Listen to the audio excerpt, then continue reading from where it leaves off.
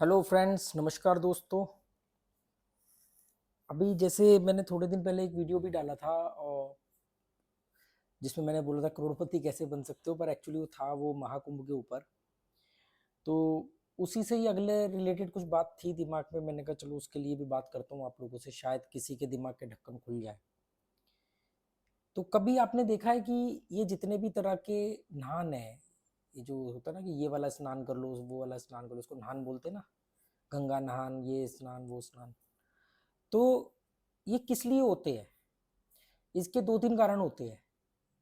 ये एक, पाप धुल जाएंगे। दूसरा, इसको नहाने से आपको स्वर्ग प्राप्त होगा। और उससे भी बड़ी बात ये है कि ये पर्टिकुलर वाले को इस पर्टिकुलर वाले दिन नहान करने से, स्नान करने से इस पानी में या इस नदी में आपको मोक्ष प्राप्त होगा। ठीक है। तो पहले तो ये कि स्वर्ग प्राप्त होगा या पुराने कष्ट कट जाएंगे, ये कष्ट कट जाएंगे या पुराने पाप धुल जाएंगे, ये सब उम्मीदें दी जाती हैं। ये किसने बोला है, कहाँ लिखा है, और जहाँ लिखा है वो किसने लिखा है, लिखने वाले की नीयत क्या थी, किसी इंसान ने लिखा है या किसी अदृश्य ताकत ने लिखा है, या अदृश्य ताकत ने कहा और किसी ने सुना और उसने लिखा है, और जिसने सुना उसने सही सुना, या उसने जो सुना सही सुना पर लिखा क्या सही लिखा, या जिसने सुना उसी ने लिखा या उसके चेले ने लिखा। ये बहुत सारे सवाल है जिनको आप सिर्फ मान सकते हो पर जान नहीं सकते हो। These all are unverified facts. ठीक है। तो अभी उस वीडियो में एक दो कमेंट आए थे कि भी इतनी हिम्मत है तो इस वाले धर्म के बारे में बोल के दिखा, इस वाले पर्टिकुलर धार्मिक स्थान के बारे में बोल के दिखा, मतलब हज के बारे में बोल के दिखा, मक्का मदीना के बारे में बोल के दिखा, इस्लाम के बारे में बोल के दिखा। तो पहले तो उन जैसे गोबर खाने वाले लोगों को मैं जवाब दे दूं कि पहले तो अपनी औकात में रहो। ये तो रिलैक्सो की चप्पल खरीदनी मुझे भी आती है। ठीक है। दूसरी बात कि दुनिया में एक वही धर्म नहीं है जो आपको दिखता है जिसके लिए आप मुझे उकसाते हो, उसके बारे में बोल के देखा हिम्मत है तो। मैं तो उसके अलावा हजारों धर्म के बारे में नहीं बोल रहा हूँ। लगभग लगभग दुनिया में 6,000 से ज्यादा धर्म है। ठीक है। तो आप एक पर्टिकुलर धर्म के बारे में क्यों उकसा रहे हो?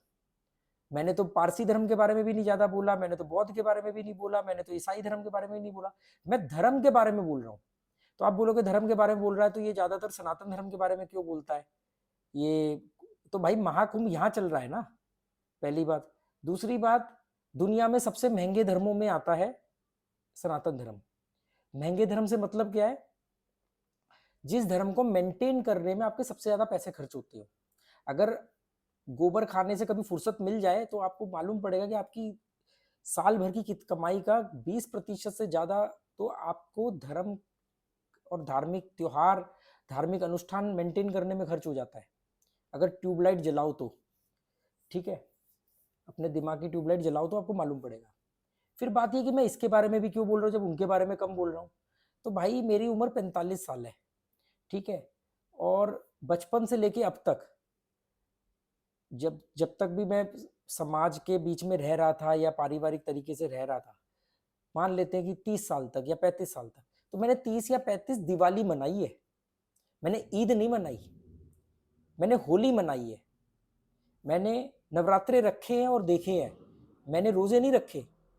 तो मैंने जो चीज भोगी है, जिसमें मैं पैदा हुआ, जिसको मैंने जिया, मैं उसके बारे में बोलूंगा या उन चीजों के बारे में बोलूं जिसको मैंने जिया नहीं है?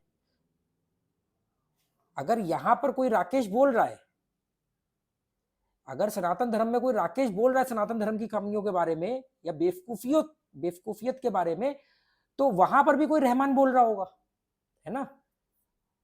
तो एक तो ये ठीक है, ये कारण है। दूसरा, वो लोग कभी सोचें कि वो जिस घर में रहते हैं, जिस गली मोहल्ले में रहते हैं, पहले गली मोहल्ला सुधारेंगे या अपना घर सुधारेंगे, या वो जा करके सीधा अमेरिका में कैलिफोर्निया को सुधारने लग जाएंगे? आप पहले अपना घर सुधारोगे ना, या अपने घर को ना सुधार के आप दूसरों के घर को सुधारने जाओगे पहले? तो ये वो कारण है जिसकी वजह से मैं यहाँ पर बोलता हूँ। ठीक है।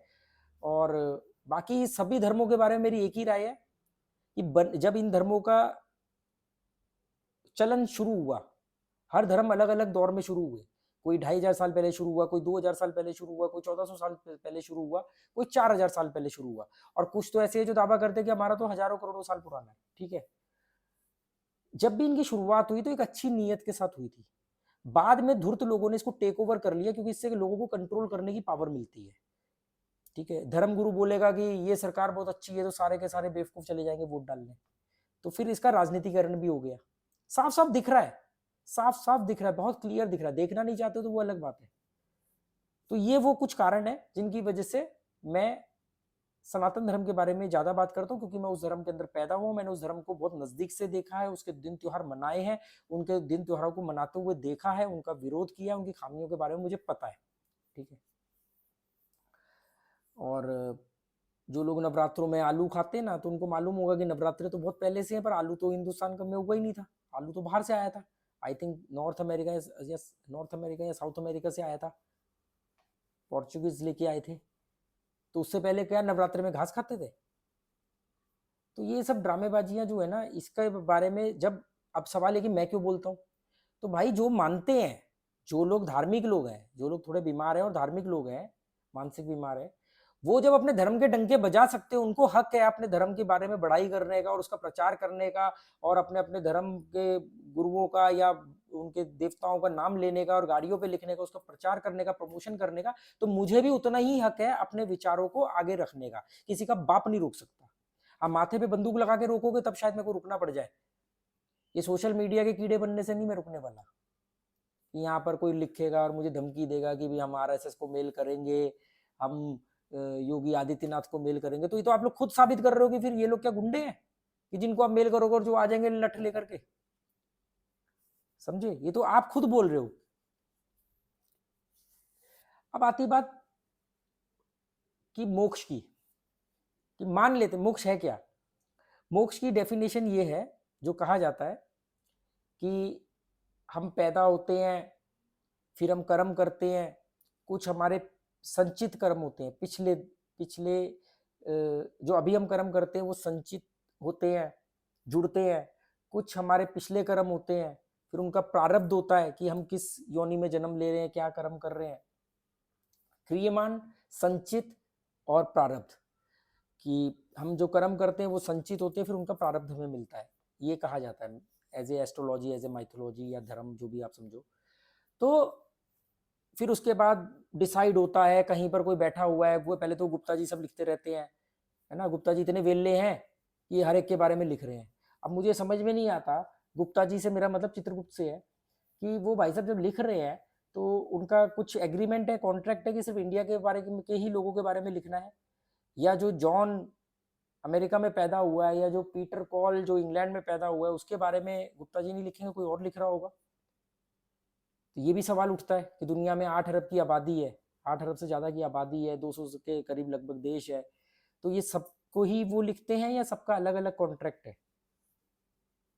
ठीक है, फिर वो जो लिखते हैं वो इतने वेले बैठे हैं, और ये आदमी इतने इंपॉर्टेंट है कि वो एक एक आदमी के बारे में लिख रहे हैं, मतलब ये आदमी अपने आप को खुद ही इतना इंपॉर्टेंस मान रहा है कि उसके बारे में कोई कहीं बैठ के लिख रहा है, वो देख रहा है। सिजनोफेनिया के शिकार, तो फिर उससे वो डिसाइड होता है कि अब वो मरने के बाद में वो कुत्ता, बिल्ली, सुअर, गधा, घोड़ा बनेगा या वापस मनुष्य बनेगा। ठीक है, ये इनका माना जाता है ये चक्र। मरने के बाद 13 दिन तक आत्मा घर में रहती है, फिर वो निकलती है, फिर उसको वैतरणी पार कराना पड़ता है। अगर लड़का अग्नि नहीं देगा तो वैतरणी पार नहीं होगी। वैतरणी एक नदी है जो कहते हैं कि ऊपर स्वर्ग लोक से पहले मिलती है, मतलब वैतरणी पे आत्माएं अटकी पड़ी हैं जी, जिनको कोई अचानक मृत्यु हो जाती है। तो फिर कोविड में तो वहाँ पे रश बढ़ गया होगा, कुंभ का मेला तो वहाँ भी लगा पड़ा होगा फिर कोविड के बाद, तो कोविड में बहुत सारे लोग अचानक मरे। तो और ये जो कुंभ में मरे हैं लोग, इनके बारे में हम क्या कहेंगे कि इनकी आत्माएं भटकती रहेंगी क्योंकि अचानक मौत हुई है भगदड़ में, या ये डायरेक्ट सीधा बिना स्वर्ग नर्क, बिना कैलकुलेशंस, बिना इनके हिसाब किताब के सीधा मोक्ष प्राप्त करेंगे क्योंकि इनकी मौत हुई महाकुंभ है। ठीक है, जिसको जैसे लेना वैसे लोग, हो सकता है इन बेवकूफ परिवारों के लोग बोल रहे हो अरे क्या मौत थी यार, महाकुंभ में ही मौत मिल गई, वहां गए थे मोक्ष प्राप्त करने, वहीं से सीधा मोक्ष को निकल लिए, वापस आए ही नहीं। तो ये जो जीवन मरण का चक्र है, इससे कहते हैं कि इस झंझट से, पहले तो ये बोलते हैं झंझट से निकल जाने के लिए, इस जीवन मरण के बंधन से और ये चक्र से मुक्त होने को मोक्ष कहते हैं। मतलब फिर आप एकदम अलग लेवल पे चले गए, आपका ना कोई जन्म होगा, ना कोई हिसाब किताब होगा, ना कुछ होगा, उसको मोक्ष बोला जाता है, जीवन मरण से छुटकारा। पहली बात तो ये ना मनुष्यों की लाइन है, जिसकी जिंदगी मजेदार हो उसे मोक्ष क्यों चाहिए? मेरी जिंदगी बड़ी मजेदार है, आई एम ऑलवेज हैप्पी, है ना। मैं अपनी जिंदगी में रोमांच लाता रहता हूँ, प्रयोग करता रहता हूँ, उठा पटक करता रहता हूँ, मेरी जिंदगी बहुत मजेदार है। थाईलैंड में बैठा हूँ, मेरा तो स्वर्ग नर्क मोक्ष सब यही है ना। 16 के करीब कंट्री घूम चुका हूँ। तो जिसकी जिंदगी बोरियत है, जिससे ईएमआई नहीं निकल रही है, जिसकी बीवी रोज झाड़ू लेकर के पीट रही है उसको, जिसके माँ बाप उसका तिरस्कार कर रहे हैं, जिसकी जिंदगी एक जिंदा लाश बनी पड़ी है, वो कहेगा ना मुझे जीवन मरण से छुटकारा दिला दो। भाई मेरी तो जिंदगी इतनी मजेदार है, मैं तो करूँ हर बार मुझे यही जीवन दो, अगर ऐसा होता हो तो जीवन मरण से छुटकारे के नाम को मोक्ष बोलते हैं।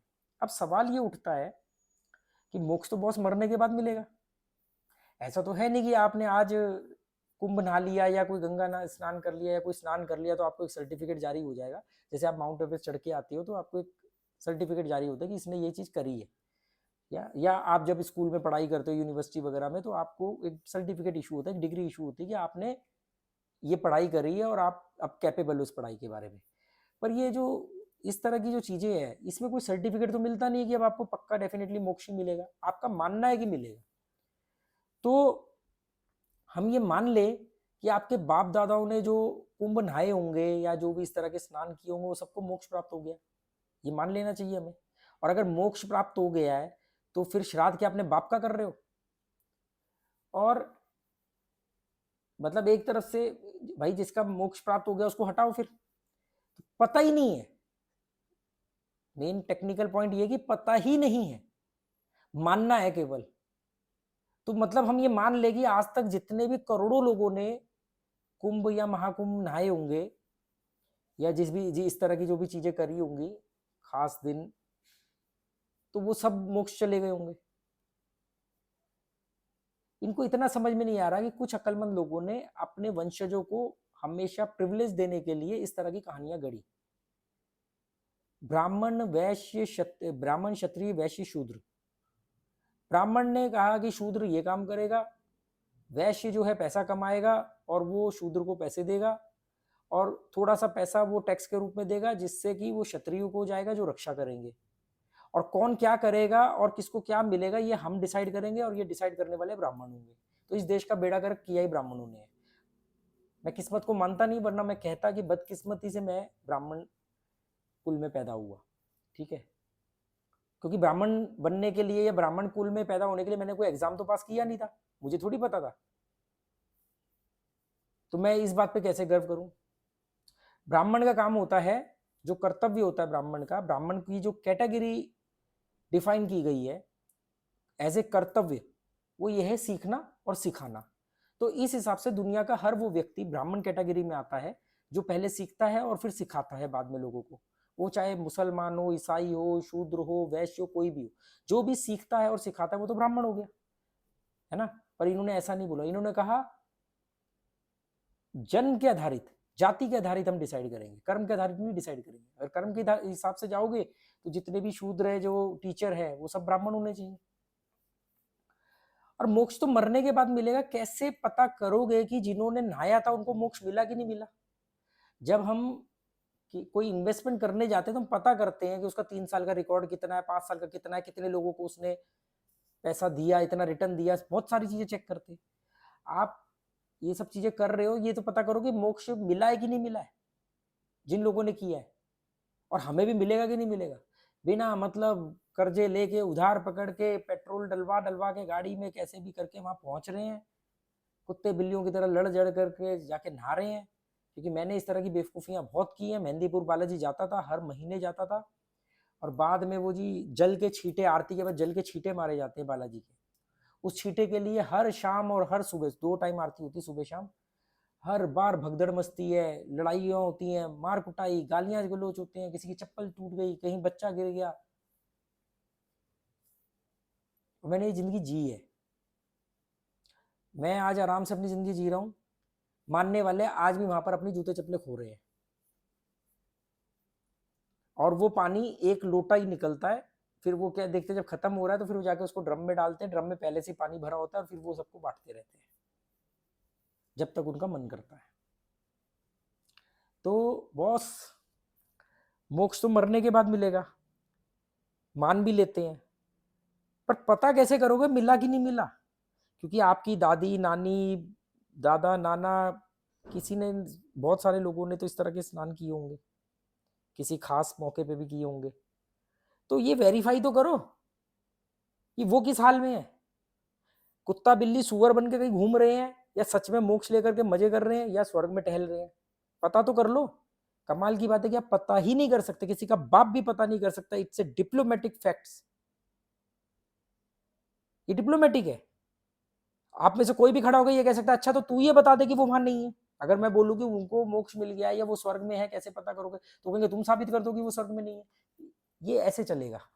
ये इसको बोलते हैं अनवेरिफाइड फैक्ट, अविकृत प्रश्न, इनके कोई सटीक जवाब नहीं हो सकते।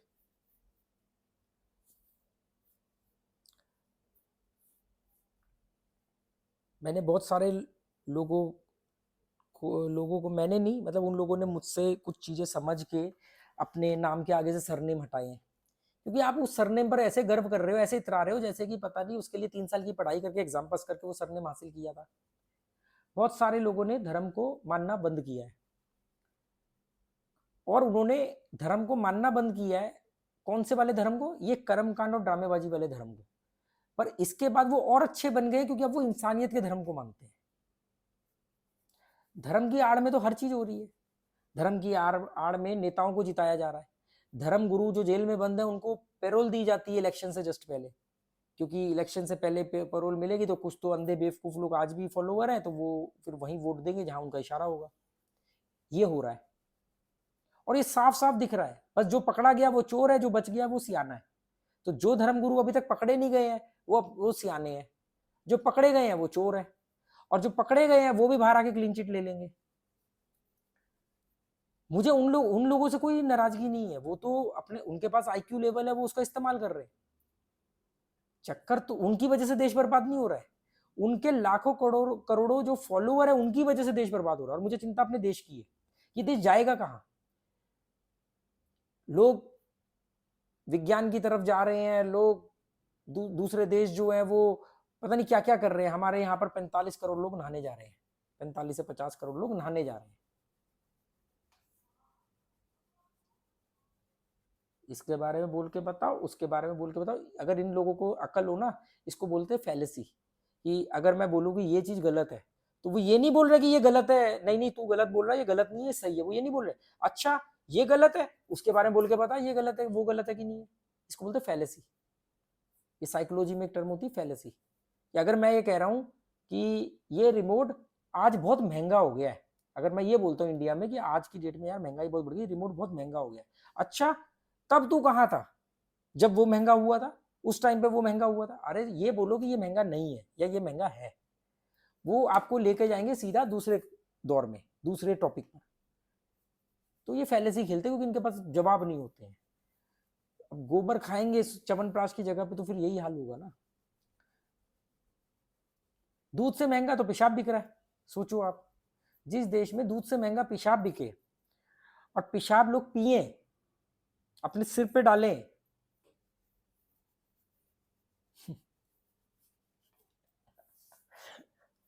क्या करे बॉस? धर्म एक गोरख धंधा है, कभी नहीं पड़ेगा ये मंदा है।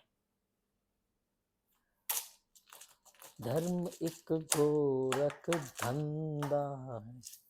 ये वही लोग हैं, इनको हाकना बहुत आसान होता है, हर्ड मेंटेलिटी बोलते हैं इनको। इनको बोल दो टीका उत्सव चल रहा है, ये वाला टीका ठुकवा लो, जाके ठुकवा लेंगे और गर्व महसूस करेंगे।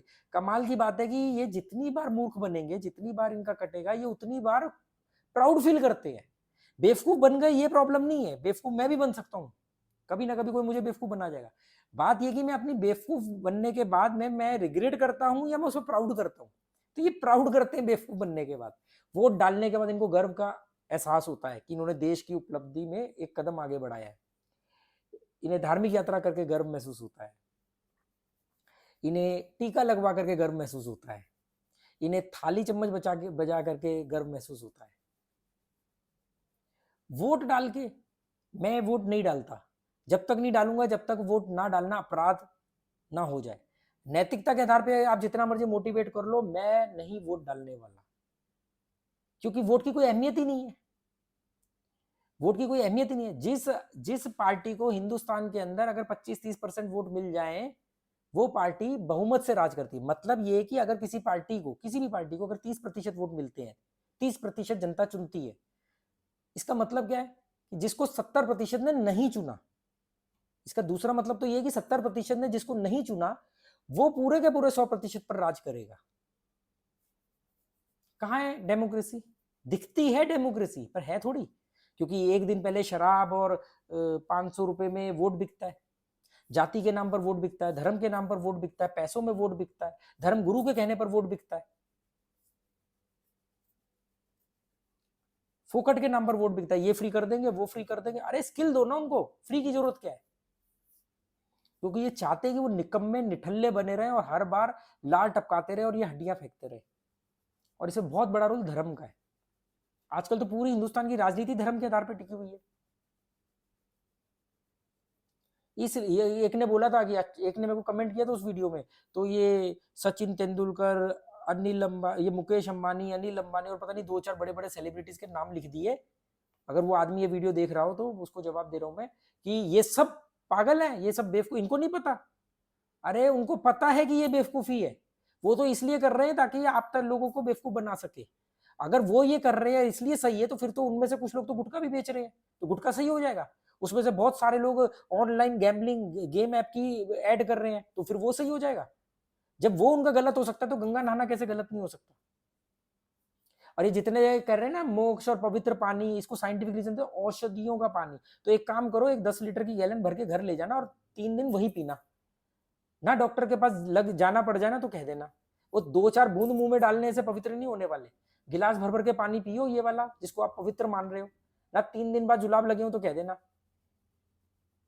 जहां पर आप नहा रहे हो वहीं से थोड़ा पहले गांव है जहां पर लोग उसमें हग रहे हैं, फैक्ट्रियों के गंदे पानी गिर रहे हैं उसमें। नमामि गंगे प्रोजेक्ट, आज तक गंगा क्लीन नहीं हुई इनसे। वो यमुना नहीं क्लीन हुई, नाला बना के रख दिया उसको।